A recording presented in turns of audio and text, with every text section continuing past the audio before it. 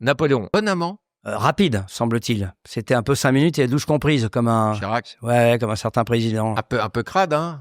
Il Ah, envoyait ça, à Joséphine. C'était l'époque, ça. Hein. Ne À vous lavez l'époque, pas, j'arrive. l'hygiène, ils n'étaient pas tous énervés du gant de toilette, quand même. Hein. À l'époque, vraiment. Ça, Mais ça enfin, en ferait- même temps, les mecs comme les nanas, ça devait être moins rock'n'roll que sous l'époque de Louis XIV, où là, punaise, fallait y aller quand même, hein, pour...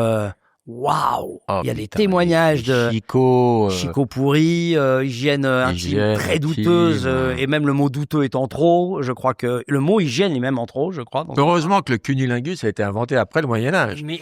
Non, mais T'imagines? ils étaient beaucoup plus propres au Moyen-Âge.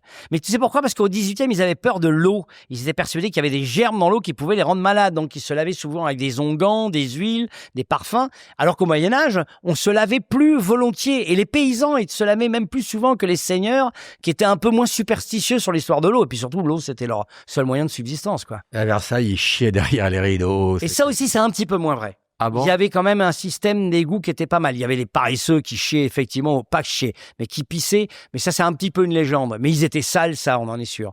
Un peu moins sous le Directoire, un peu moins sous la Révolution, un peu moins à l'époque de Napoléon. Mais enfin, c'était pas non plus... à mon avis, les dessous de bras devaient être très négligés, quoi. Et pas que.